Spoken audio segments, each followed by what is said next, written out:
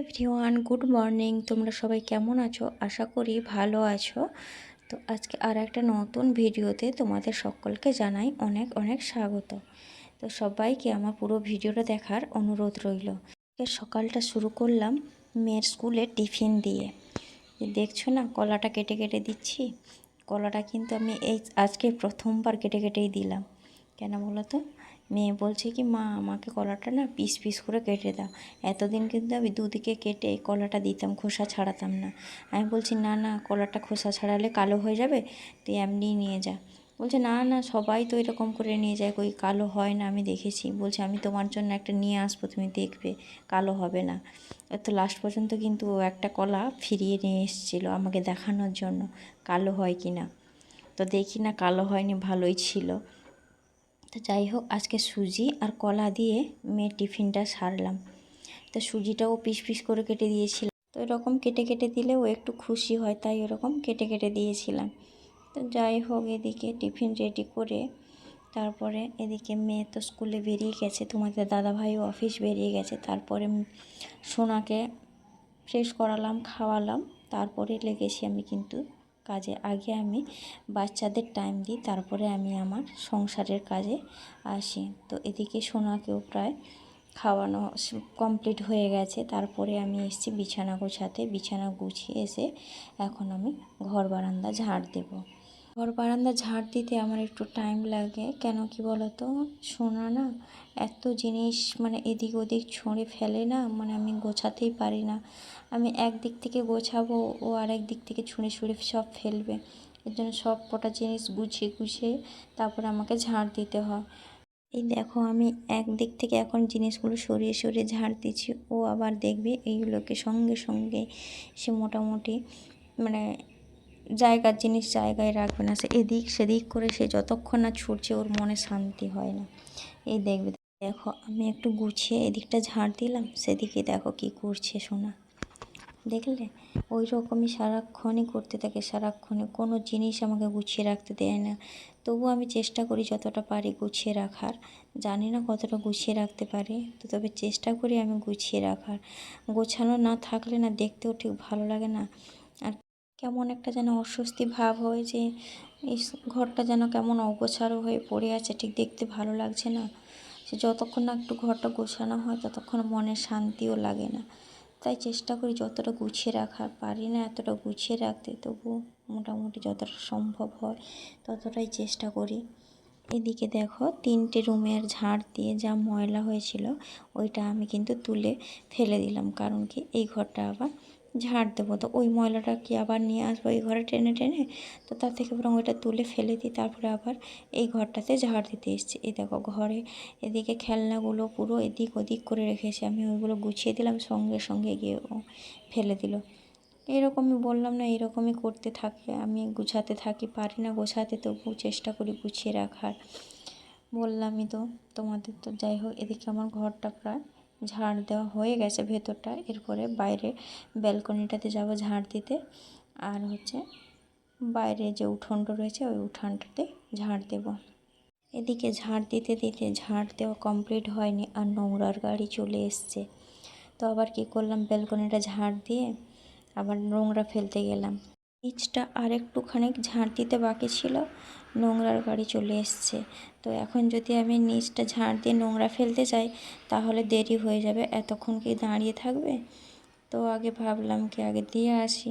তো দিয়ে এসে তারপরে হচ্ছে নিচটা ঝাড় দেব। তার এদিকে আজকে না 2টো বালতি ভরে গিয়েছিলো নোংরাতে, তো অনেকটাই নোংরা জমা হয়ে গিয়েছিলো। তাই দেখো, এদিকে নোংরাটা ফেলে এখন বালতি 2টো রেখে দিয়েছি। আগে ঝাড় দিয়ে নিই, বালতি 2টোকে ধোবো। তো এখন বালতি 2টোকে ধুয়ে এখন রোদে দিয়ে দিয়েছি, বালতির জলটা শুকাবে। আর এদিকে কি হয়েছে দেখো, এদিকে আমি কি করছিস তুই? কি করছিস? কি করছিস আমি বলছি, কি করছিস?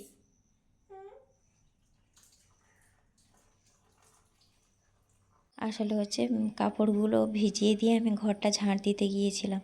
তো ঘরটা ঝাড় দিতে দিতে এদিকে কাপড়টা একটু ভেজানো থাকবে, তারপরে হচ্ছে ঘর ঝাড় দিয়ে নিয়ে এসে জামাগুলো ধুয়ে দেবো।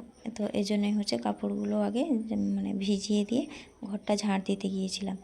তো ঝাঁট দিতে গিয়ে তো আমার পেছন পেছনে ছিল, আর ডাস্টবিনটা বালতি আমি বাইরে দিতে গিয়েছি, যেন ওইটা আমি দিতে গিয়ে তারপরে এসে দেখি এই অবস্থা। মানে আমার যেতে আসতে বাইরে যতটুকুনি টাইম লাগে এই টাইমের মধ্যেই এসে দেখি আমি বাথরুমে ওই জামা নিয়ে জল নিয়ে ওই সবই করছে।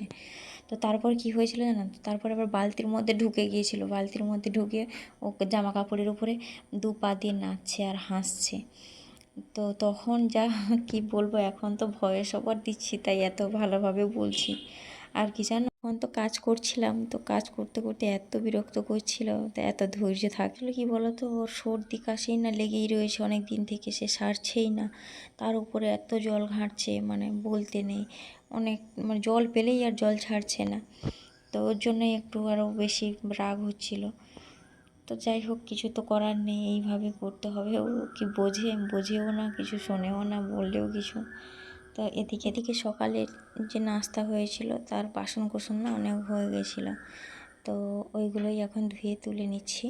তো এদিকে ধুয়ে তুলে নিয়ে তারপরে যাব হচ্ছে জামা কাপড়গুলো কাচতে, আর একবারেই চান করে নেবো, যেহেতু ও বাথরুমে কিনা পুরোটাই ভিজে গেছে, দুবার আর ঢুকে জলে ভেজাবো না, এই জন্যে আগে বাসনগুলো ধুয়ে নিই, তারপর এদিকের কাজগুলো প্রায় কমপ্লিট হয়ে যাবে, তারপরে একবারে বাথরুমে ঢুকবো। কারণ কি বলো, আবার যদি আমি জামা কাপড় ধুতে যাই আবার ঢুকবে, আমি আবার একবার চান করতে যাব, আবার একবার ঢুকবে, ওকে চান করাবো, তখন আবার একবার জল পাবে। ওর জন্যই ভাবছি কি একবারে আমি জামা কাপড়গুলো ধুয়ে নেব, আর একবারে আমিও চান করে নেব, ওকেও চান করিয়ে দেবো, তাহলে আর বেশি বাথরুমের কাজ থাকবে না, ও বেশি জলে যেতেও পারবে না। আর এদিকে দেখো, এদিকে তো আমারও ধোয়া হয়ে গেছে, বাসনগুলো ধুয়েছি, ধুয়ে এদিকে দেখো যে প্লাস্টিকের মধ্যে সব প্লাস্টিকগুলো গুছিয়ে রেখেছিলাম, সেগুলোকে সব টেনে টেনে বার করে এখন নিচে ফেলেছি। আর এদিকে দেখো দুধটাও জাল দিয়ে দিলাম। দুধটা জাল দিতে একটু দেরি হয়ে গেল, কারণ কি বলতো, সকালবেলাতে সোনাকে নিয়ে একটু স্কুল, মানে মানা যখন বেরিয়ে গেল স্কুলে, তারপর সোনাকে নিয়ে একটু বাইরে থেকে বাইরে ঘোরাতে নিয়ে গিয়েছিলাম, এই জন্য একটু দেরি হয়ে গেছে। এই জন্য এখন ভাবছি কি দুধটা জাল দিতে বসিয়ে দিয়ে আমি জামাগুলো ধুতে ধুতে এদিকে দুধটা হয়ে যাবে, বন্ধ করে তারপরে যাব বাথরুমে। তো সেজন্যই হচ্ছে দুধটা জাল দিয়ে নিয়েছি। আর এদিকে এসে দিকে না বেসিনটা অনেকটাই নোংরা হয়ে গেছিলো, না ধুলেই নয় একদম, এই জন্য বেসিনটা একটু ধুয়ে নিচ্ছি। আর দেখো এদিকটা থেকে ধুয়ে নিচ্ছি, আর সেদিকটা যেগুলোতে হচ্ছে হাত পায় না, হাত যায় না, সেগুলো একটু ব্রাশ দিয়ে ঘষে নিয়েছি। এদিকে আমার বেসিনটা ধোয়া হয়ে গেছে, আর সেদিকে সোনা কিন্তু আবার ঢুকে গেছে বাথরুমে। তো দেখো আমার সঙ্গে এখন সে জামা কাপড়ও কাচবে, তোমরা দেখো, এখন আমার কাজ করে দেওয়ার লোক হয়ে গেছে, বুঝলে, এখন আর আমার এত কষ্ট করতে হবে না। মানে কথায় বলে না, যখন পারবে তখন করবে না, যখন পারবে না তখন ছাড়বে না, সেই হচ্ছে এখন অবস্থা। তো এখন দেখো আমি জামাগুলো ধুয়ে ধুয়ে রাখছি, আর ও এদিক থেকে সেদিক করছে, সেদিক থেকে এদিক করছে। তো আমার মুখ কিন্তু বন্ধ নেই জানো, মুখে খালি বলছি করিস না, জল এরকম করিস না, এরকম করিস না, কে কার কথা শোনে, ও নিজের মতো নিজে জামা কাপড় ধুয়ে নিচ্ছে। তো এরকম বক বক করতে করতে কিন্তু জামা কাপড়গুলো কোনো রকমে ধুলাম, অনেক কষ্ট করেই ধুয়েছি, মানে সে আর বলার নয়। এখানে দুধটাও যে বসিয়ে দিয়ে এসেছিলাম জানো, দুধটাও আমার জাল দেওয়া হয়ে গেছে। তো গ্যাসটা অফ করে এসেছি আবার। তো এদিকে দেখো জামা কাপড় ধুয়ে আমিও চান করে নিয়েছি, বললাম তো একসঙ্গে সব চান করে নেব, আমিও চান করে নিয়েছি আর ওকেও চান করে দিয়েছি। তো এখন জামাগুলো এখন সব বাইরে মেলে দেব। আর বাইরে দেখেছো কত রোদ্দুর, অনেকটাই রোদ্দুর, মানে জামাগুলো মেলতে মেলতেই পুরো আবার ঘেমে গিয়েছিলাম। তো যাই হোক, এদিকে দেখো চলে এসছে আবার, এই যে কি একটা হাতে দেখাচ্ছে, ও ড্রেসিং টেবিল থেকে না তার দিদির যত মালা ছিল সব বার করে নিয়ে এসছে। তো নিয়ে এসে এখন আমাকে দেখাচ্ছে ওইটাই হাতে, একটা মালা পরেছে গলায়, আর দুটো মালা দু হাতে নিয়ে এসে আমাকে এখন দেখাচ্ছে। জামাগুলো দেখো আমি হ্যাঙ্গারে দিচ্ছি, কেন জানো, জামাগুলো যাতে তাড়াতাড়ি শুকিয়ে যায়, আর হ্যাঙ্গারে দিলে কি বলো তো, তাড়াতাড়ি যেমন শুকিয়ে যায়, তার অনেকটা জায়গাও কম লাগে, তাই হচ্ছে জামাগুলো হচ্ছে হ্যাঙ্গারে দেওয়ার চেষ্টা করি, যেগুলো হ্যাঙ্গারে দেওয়া যায় সেগুলো হ্যাঙ্গারে দিই, আর যেগুলো দেওয়া যায় না সেগুলো এমনি দিই, ক্লিপ লাগিয়ে দিই। তো হ্যাঙ্গারে দিয়ে দিলে তাড়াতাড়ি শুকিয়ে যায়, আর অনেকটা জায়গাও কম লাগে। আর এদিকটাতে জানো তো অনেকটা ঘাস হয়ে গিয়েছিলো, তো জামাগুলো মানে তারেতে আমার হাত পাচ্ছিল না, তো অনেকটা এরকমই মানে তারটাকে টেনে টেনে জামাগুলো দিতে হচ্ছিলো। তো দিন হয়ে গেল ঘাসগুলো কাটতে আসে না, তো ঘাসগুলো অনেকটা বড় বড় হয়ে গেছিলো। আর ওই মানে ঘাস ডিঙিয়ে ডিঙিয়ে জামাগুলো দিতে অনেকটাই কষ্ট হতো। তো যাই হোক, এদিকে দেখো জামা কাপড় মেলে এসে আমি পুজো দিয়ে নিয়েছি। পুজো দিয়ে নিয়ে এসে এবার এসেছি রান্নার কাজে। তো আজকে করব না লাউ শাক। লাউ শাক হচ্ছে আমার বরের খুব পছন্দ। তো এখন লাউ শাক দিয়ে জিরে বাটা দিয়ে তরকারি করব। তো এই জন্য এখন লাউ শাক কেটে নিচ্ছি। শাকপাতি থাকলে না অনেকটা একটু কাটতে টাইম লাগে। শাক জিনিস তো একটু দেখে শুনে কাটতে হয়। পোকা আছে নাকি, কোথায় নোংরা থাকে, ওইসব দেখে শুনে কাটতে অনেকটা টাইম লাগে। এই জন্য না বাইরে নিয়ে গিয়ে আমি শাক থাকলে একটু বাইরে নিয়ে গিয়ে কাটার চেষ্টা করি। তো এদিকে আমার লাউ শাকটা কাটা হয়ে গেছে, আর চলে এসেছি রান্নাঘরে। এদিকে ভাত বসিয়ে দিয়ে মাছটা ভাজছিলাম। তার এদিকে না সোনা অনেকটা টাইম হয়ে গেছে, তো আর থাকছিল না। তো খেলতে খেলতে বোরিং হয়ে গেছিলো। তারপরে হচ্ছে ওকে দেখো কোলে নিয়ে নিয়ে রান্না করছিলাম। আর হচ্ছে তারপরে লাস্টে কি করলাম, ওকে চেয়ার দিয়ে দিলাম। তো চেয়ারে বসে ক্লিপগুলো নিয়ে খেলছিল।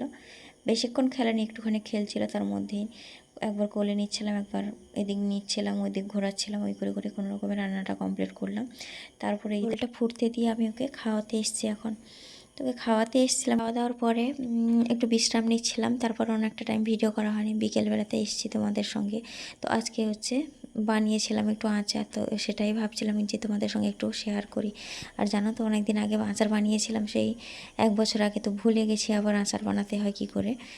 এবার মাকে ফোন করে জিজ্ঞেস করলাম, মা কীভাবে আচার বানাতে হয়। মা বলল, তারপরে আচার বানালাম। তো আচারের সমস্ত জোগাড়পাতি নিয়েই চলে এসেছি এখন আচার বানাতে। তো মাকে ফোন করে জিজ্ঞেস করলাম কেমন করে করতে হয়, সেই হিসাবেই করলাম। তো কালকে আমটা গতকাল রাতে কেটে ধুয়ে রেখে দিয়েছিলাম। তারপর আজকে সকালবেলাতে রোদে দিয়েছি প্রায় 4-5 ঘন্টা মতো। তো রোদে দিয়ে শুকানোর পরে বিকেলবেলাতে আচারটা করছি। তো মশলাগুলো আগে ভেজে তুলে নিয়েছি, তারপরে নুন দিয়ে আমটাকে তারপর চিনি দিয়ে মশলা দিয়ে একটু নেড়ে চেড়ে নামিয়ে নিয়েছি। তো আচারটা কিন্তু খেতে তার ভালো হয়েছে। তো চলো আজকের ব্লগটা এই পর্যন্তই। দেখা হচ্ছে পরের ভিডিওতে। ততক্ষণ তোমরা সুস্থ থেকো, ভালো থেকো। চলো টাটা।